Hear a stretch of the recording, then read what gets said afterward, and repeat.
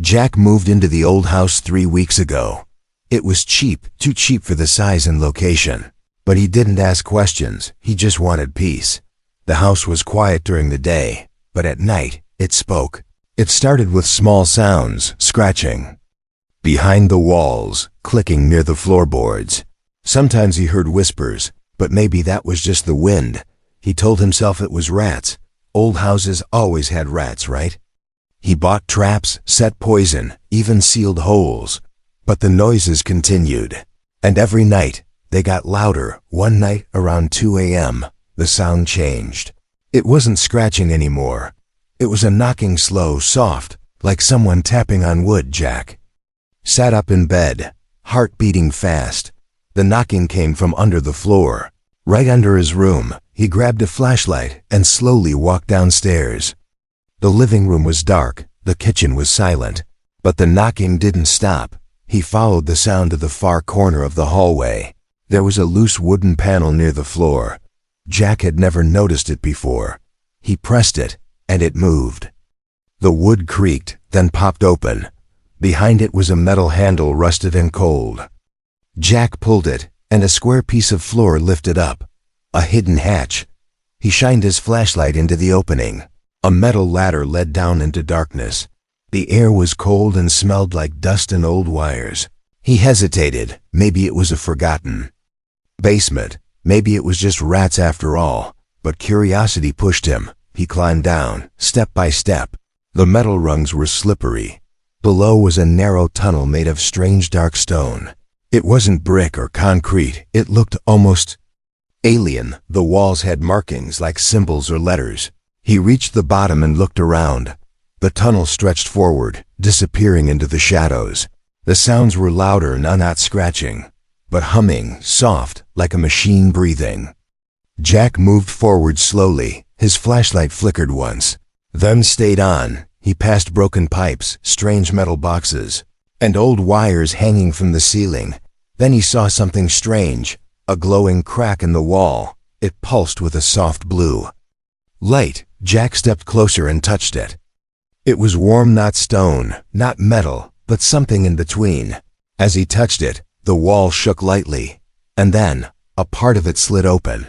Behind it was a small chamber. In the middle of the room, something moved. Jack raised his flashlight and froze. It wasn't a rat. It wasn't even an animal. It was a girl. She sat curled up against the wall.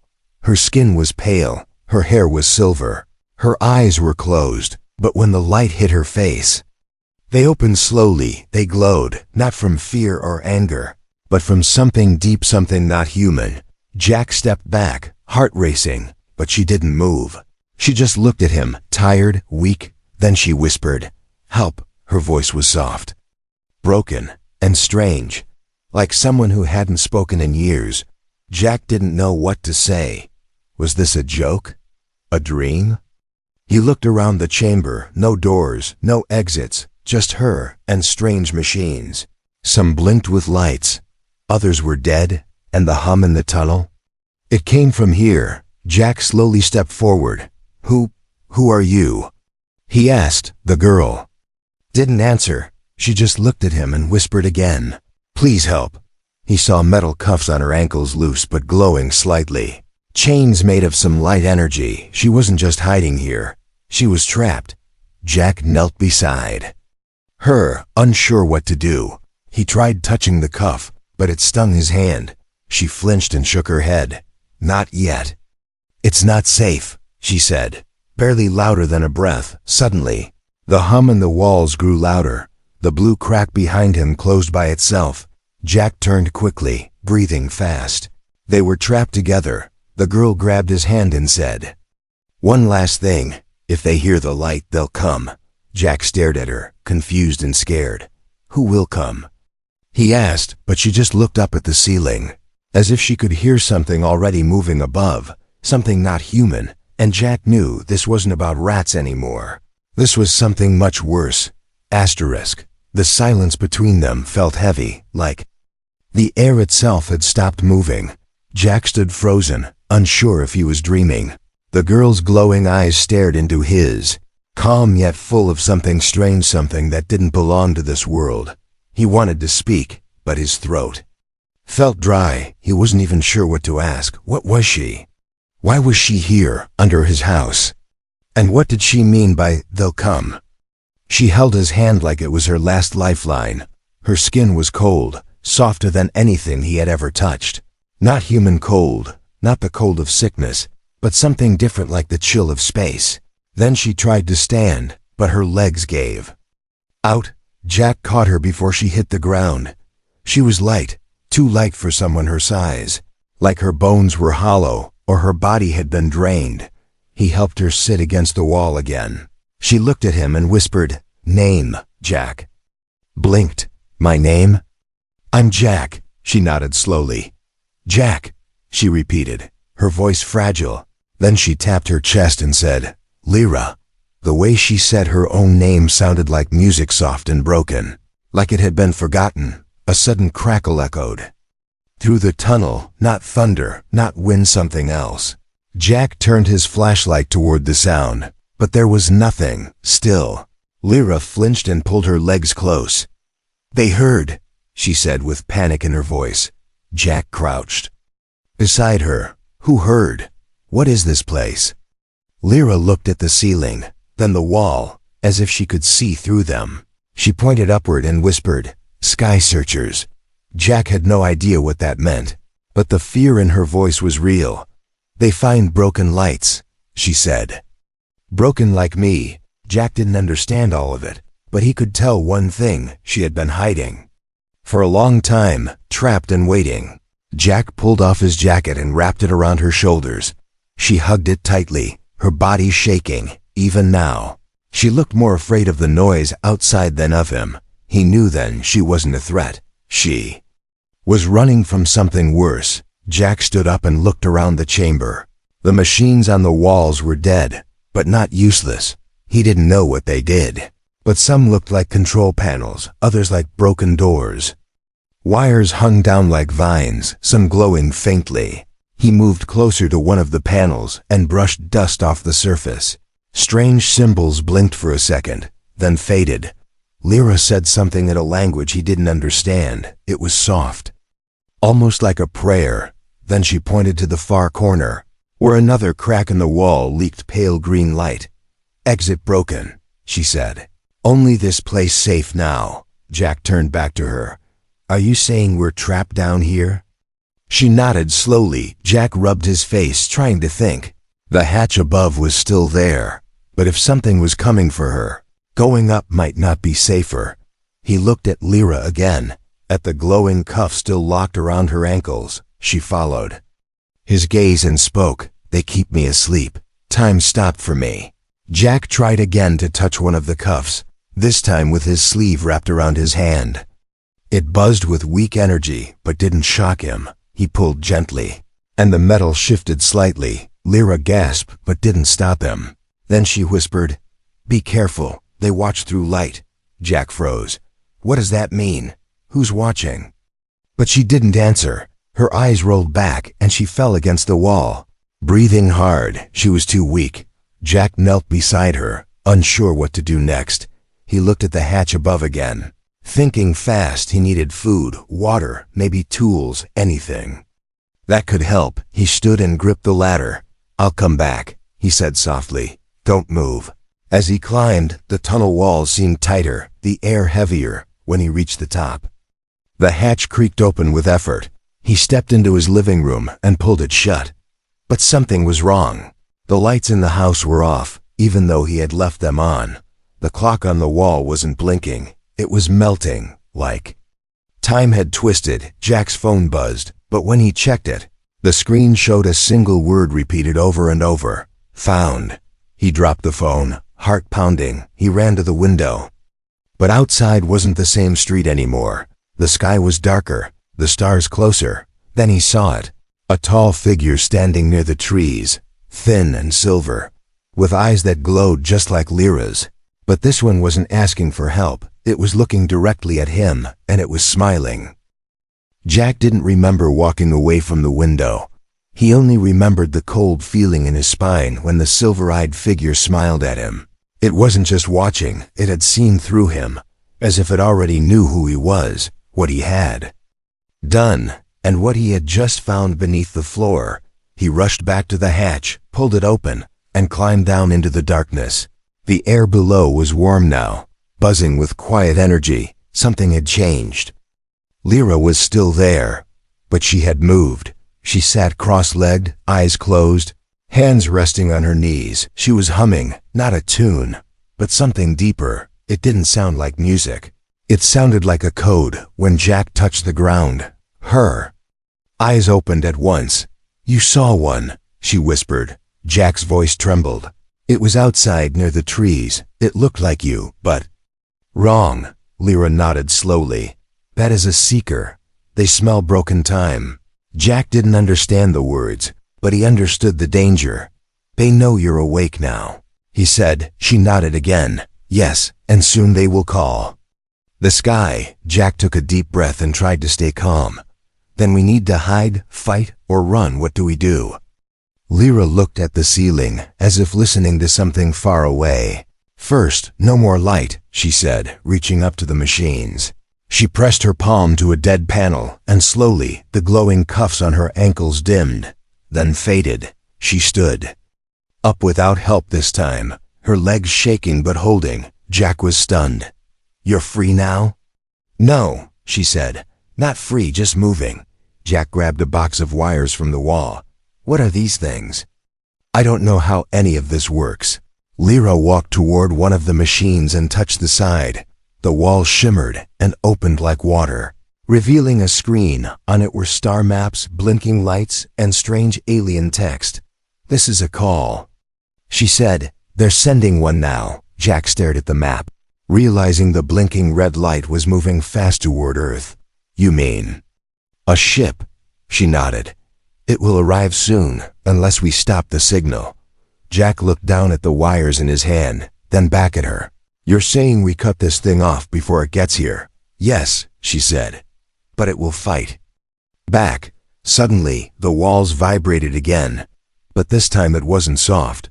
The tunnel shook, and a loud noise roared through the stone like a giant breathing in through metal lungs. Lyra's glow flickered for a second. "They landed," she whispered. "One is here already." Jack grabbed her arm. "Then we have no time. Tell me what to do." She pointed to the center console. "Break the link core. It will stop the signal." Jack looked at the machine. It pulsed with light, wires crawling out of it like roots.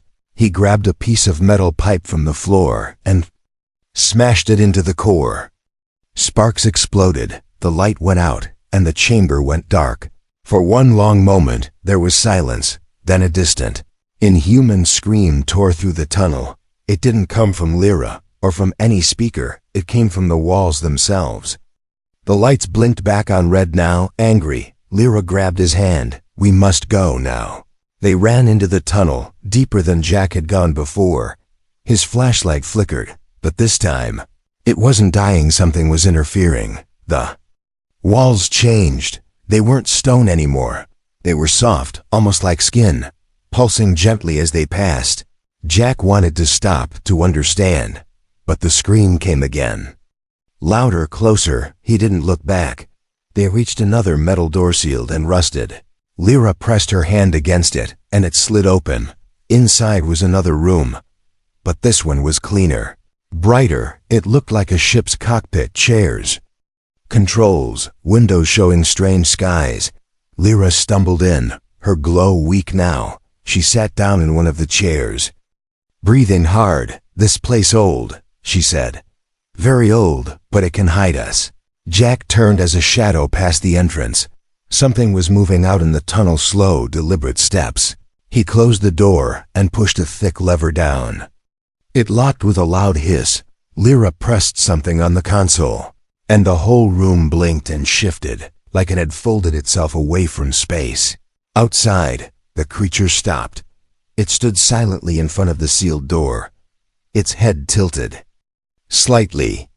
Then it raised a long hand and placed its fingers on the metal.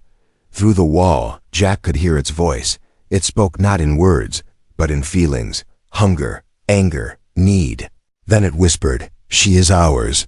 Jack looked at Lyra, whose eyes were now wide with fear, not because of what it said, but because it had found them again. She looked at Jack and whispered, "If they touch the metal too long, the room will open." Jack clenched his fists. "Then we don't let them." The metal began to breathe.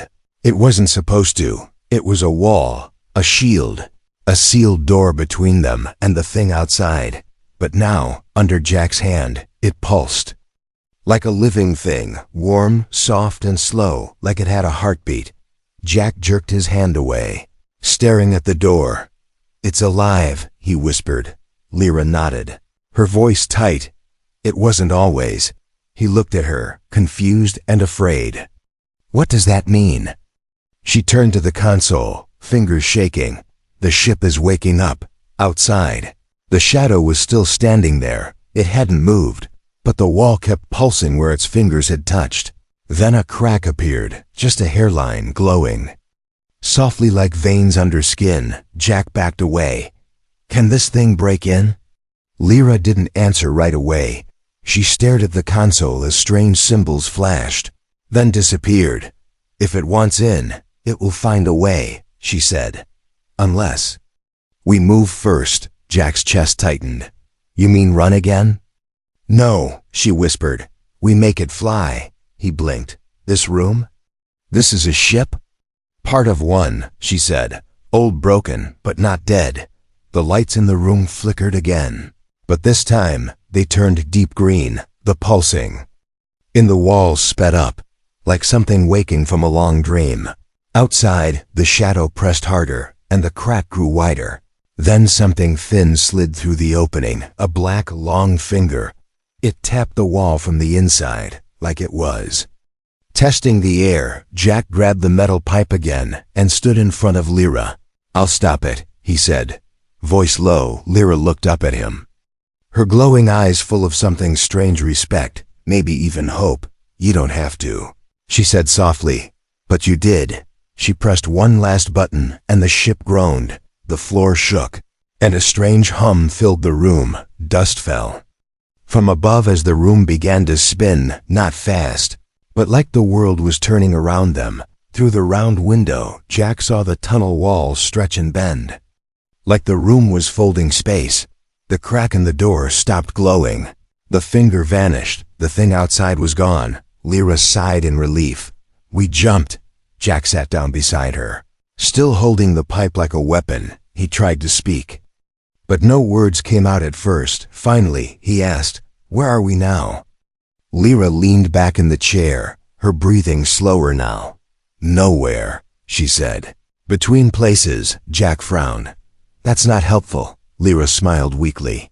"That's not wrong either. The ship, if it could still be called that, wasn't flying like a normal one. It drifted in silence, lights blinking in rhythm with something ancient. Outside the windows, there were no stars, no ground, no sky, just shifting colors like a dream. Jack stared out. "Is this space?" "No," she replied. "It's a pocket, old tech from before your time." Jack stood again, still trying to understand everything. "I don't get it. You're from another planet. These things are chasing you. This ship is half alive, and I'm just a guy who thought he had rats in the walls." Lyra nodded slowly. "Yet you helped me." He turned to her. "Why were you under my house?" She looked down at her hands, glowing softly now. "They crashed here long ago. They used to hide under places humans forgot. They buried the broken pieces. Like me." Jack sat beside her again, this time quieter. He realized she didn't just escape. She was left behind. "Were there others?" he asked. Lyra's voice cracked. "Not anymore." A deep vibration rolled through the ship suddenly. Jack stood ready for anything. The console flashed red. A warning. "They found the jump," Lyra said quickly. "They're following." Jack clenched his fists. "What do they want?" Lyra looked at him, and for the first time, her voice didn't sound like a whisper. "They want to erase me," she said. "Because I remember who I was. Because I can speak truth." Jack paced the room, thinking fast. "We can't keep running." "No," Lyra said. We must find the core. Jack turned to her. What core? She stood slowly, stronger than before. The ship has a heart, she said, and so do they. If we break their heart, they can't follow. The lights dimmed again. This time pulsing red and white together, the ship was still moving. But something was catching up. A second window opened on the console, an image of something flying behind them. It was silver, smooth, and alive. Another ship, but not like theirs, Jack pointed. Is that them? Lyra nodded. Yes, and they're not alone this time. Dozens of small shapes were appearing behind the main one. Like a swarm, Jack grabbed the pipe again. Then paused. Tell me what to do, he said. Lyra stepped closer, placed her hand on his chest, and said softly, You already started.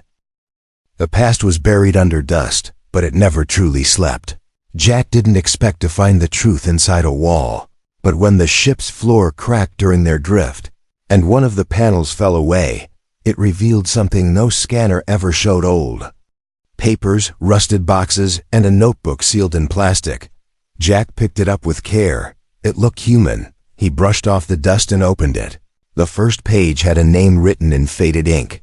Harold Finch, 1957. Jack stared at the year. Confused, that was more than 60 years ago. Lyra looked over his shoulder, her eyes narrowing. You know this writing?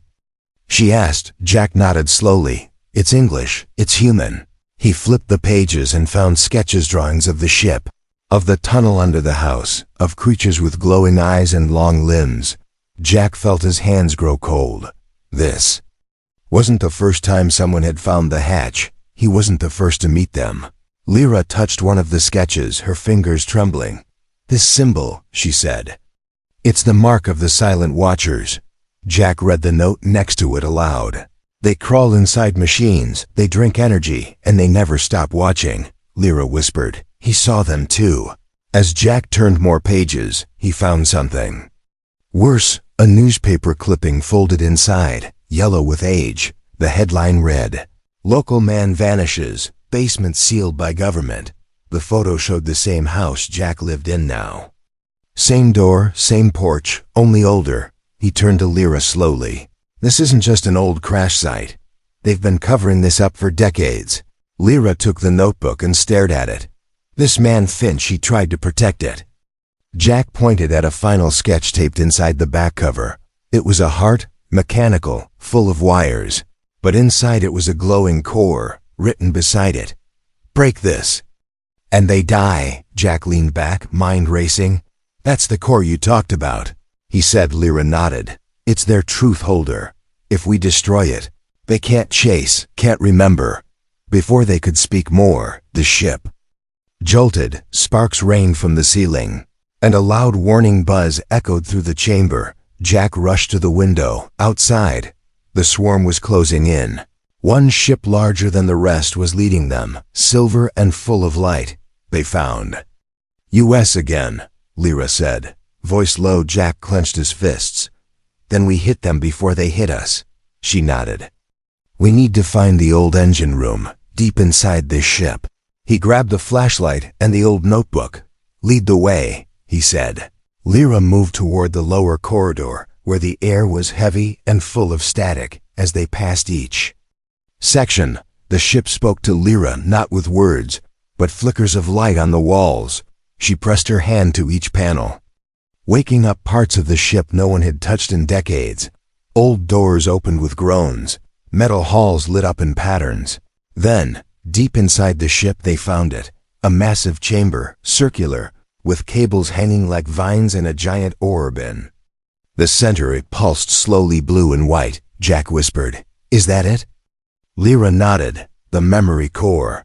It holds the echoes of all who died before. Before Jack could move, a sound came from behind. Metal footsteps, sharp and quick. He turned fast. One of the seekers had found them. It stepped into the room. Tall and thin, its body reflecting light like liquid. Its voice wasn't loud, but it made Jack's knees weak. You found her, it said. You broke silence. Jack raised the metal pipe again, but the creature didn't flinch. Lyra stepped in front of him, glowing brighter than before. "She is not yours," she said. The seeker tilted its head. "She was always ours, until he gave her a name, Jack." Stared at Lyra, confused, she whispered without turning. "Names give power. You gave me one," the creature hissed. And the orb behind them started to shake. "Too late," it said. "The core remembers." Lyra reached into her chest, literally her. Fingers passing through her skin like light through water. She pulled out a small piece of metal, shaped like a key. Jack gasped. She placed it into the center of the orb, and it began to glow so bright he had to look away. The seeker screamed and leapt forward. Jack swung the pipe and hit it mid-air. It crashed into the wall, body sparking. Lyra shouted, "Now, Jack, hit the core." Without thinking, he raised the pipe and slammed it into the orb. Once, twice on the third hit, the room exploded with light. The seeker vanished mid-scream. The walls trembled. The lights blinked, and silence fell. Lyra collapsed in his arms. Jack held her, his ears ringing. And somewhere, in the dark, sound of hundreds of machines suddenly stopped. Asterisk. The quiet didn't last. It was the kind of silence that felt wrong, too still, too heavy. Like something was waiting for them to breathe first. Jack didn't trust it. Lyra lay in his arms, her body dim now, the soft glow in her skin flickering like a candle in the wind. The memory core was cracked, its light fading into the floor. But even though they destroyed it, Jack couldn't shake the feeling that something had survived. He looked around. The cables in the chamber no longer pulsed. The strange energy that once filled the ship now seemed empty, hollow.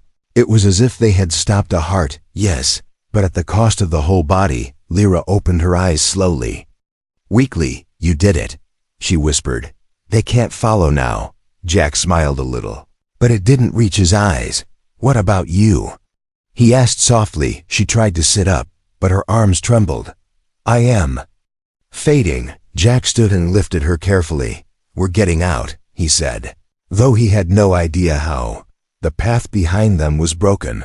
Lights flickering, walls cracked open. The jump chamber might still work.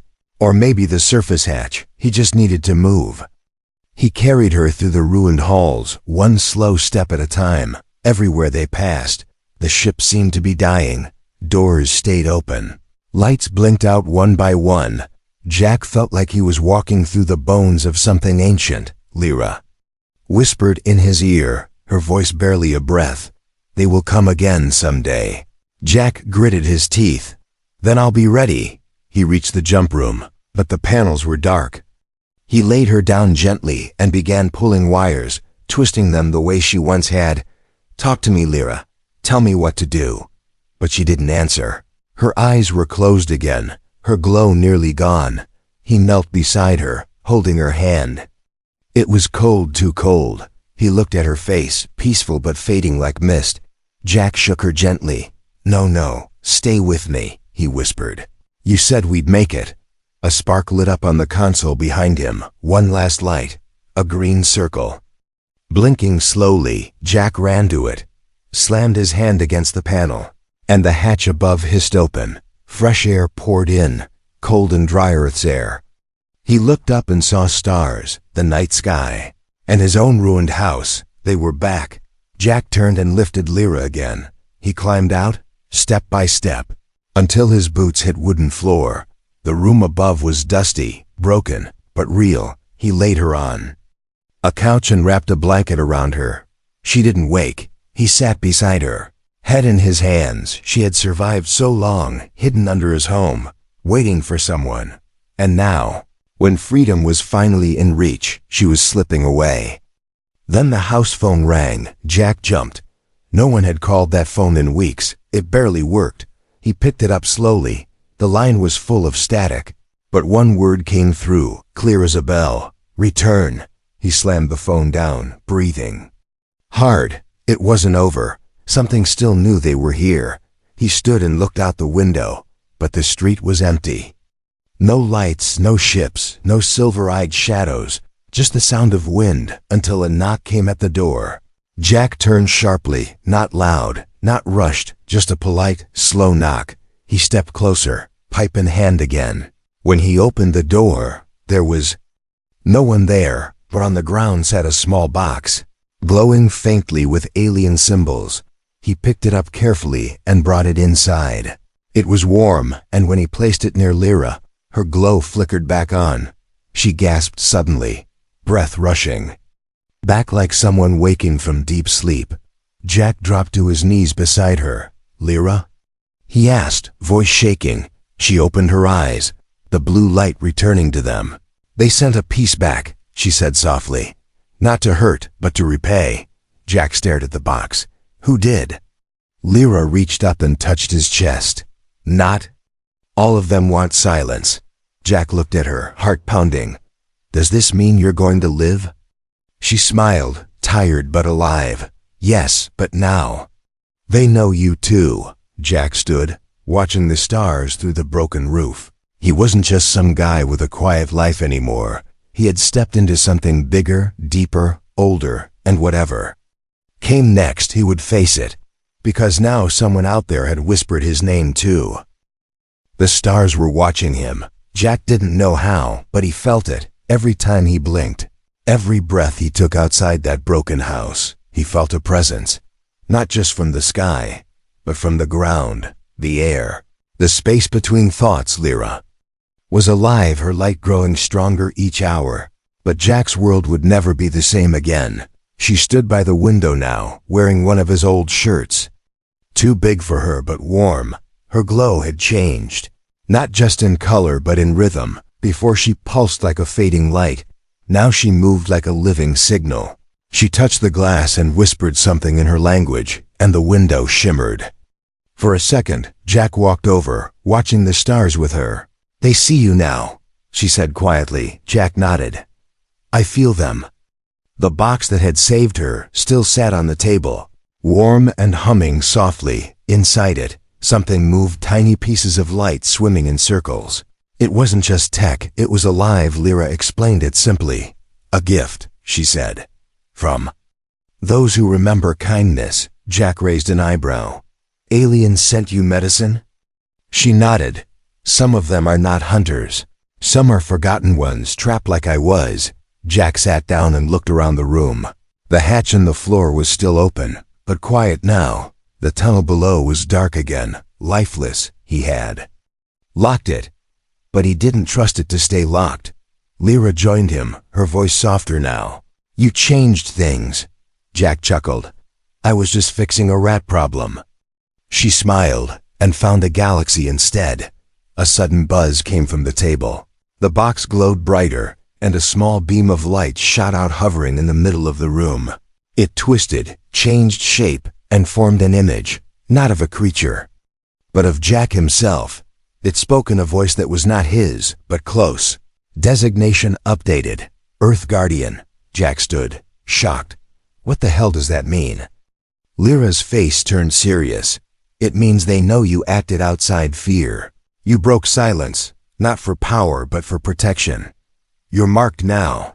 The light changed again, this time forming a map, not just of Earth, but the surrounding space layers of orbit, waves of energy. Jack didn't understand all of it, but one thing was clear. Earth was no longer hidden. Lyra placed her hand on the map, and a small red dot blinked above the planet. "Warning pulse."